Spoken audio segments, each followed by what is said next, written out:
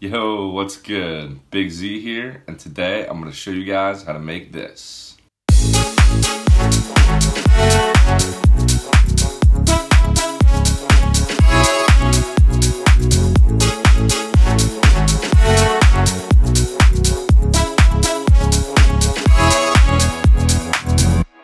So the track is Calvin Harris's new single called Giant. It's a really cool track, I like it a lot.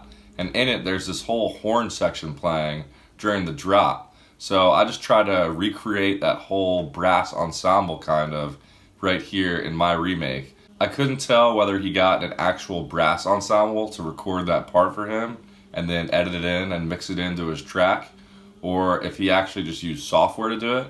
But in this case, I just used Contact to remake the brass ensemble. So I'll show you guys a few tips and tricks to make your horn sound a little bit more real. So you can see right here I have 5 different layers of horns that are all playing different parts of the lead. So I'll play them all by themselves real quick.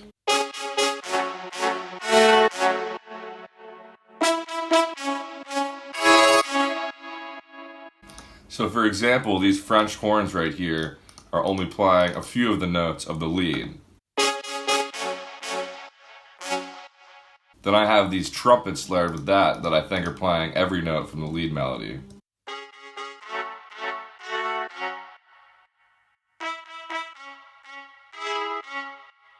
So first tip on how to make your horn sound more real is mess around with the velocity.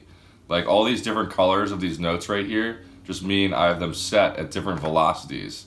So I can change the velocity of each note by going down here to this velocity tool, and then if I hold Command on my keyboard and just drag it up or down, it changes the velocity.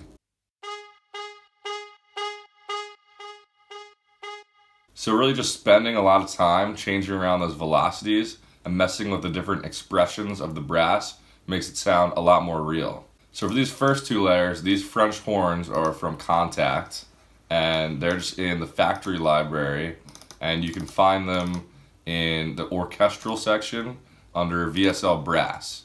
And this is the French horn ensemble preset, and I made the articulation staccato, which is short notes, so they're not drawn out at all. And the trumpets below that are also from the same Contact factory library in the VSL Brass section as well. It's just a trumpet ensemble, except for this articulation I used forzando, which is kind of a more long, drawn-out note. So for the other 3 layers, I really wanted a few certain chords to really stick out and be louder than the rest. So that's why I have this long brass layer come in when this chord hits.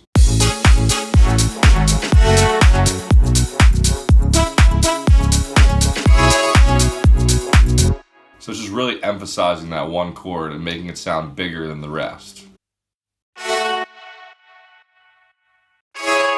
So I'll just show you these other presets really quick. This one is the tuba preset from the VSL Brass section. Then down here we have the brass ensemble preset from the same factory library. And then this last layer, I'm just adding another French horn to emphasize this last chord even more.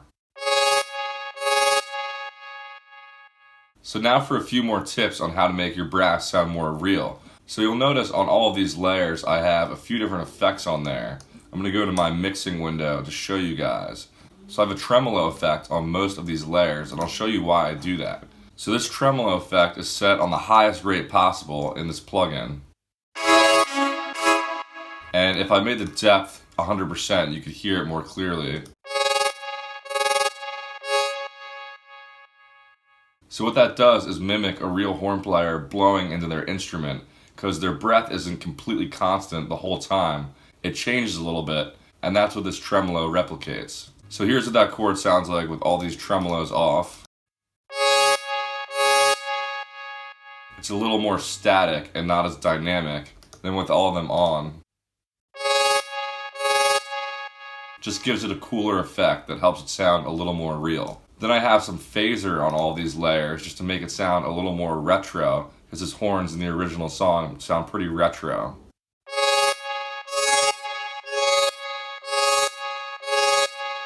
But I just wanted a subtle effect for the phaser, so I left it at like 20%. So I'm sending all these horns to the same bus 5 here, and I'll show you what it sounds like with and without the bus effects.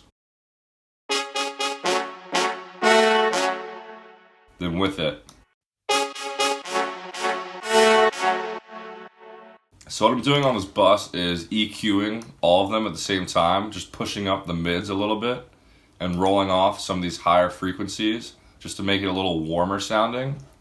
And then I have some OTT on that, compressing them all together.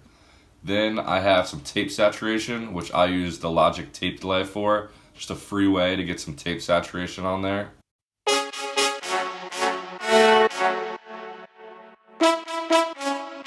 Just brightens up the high end a little bit. Then after that, I have Wave's J37 tape distortion plugin, which you can get some really cool effects out of. So I'm adding a little bit of distortion here.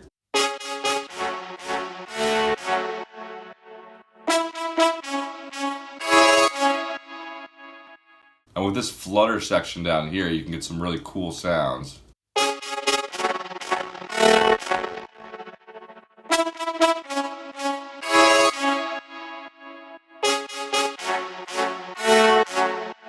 But I just wanted that to be a really subtle flutter effect, just to make them sound even more retro. Other than that, the only thing I'm doing is just sending all the horns to a Valhalla Room reverb, and I'm also sending them to a delay as well.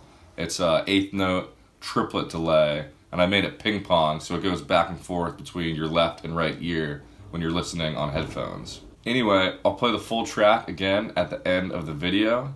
Hopefully you guys enjoyed that and learned some interesting tips and tricks on how to make your brass sound more real. So make sure to follow me on Instagram and Spotify below. And other than that, I'll catch you guys next time. Peace.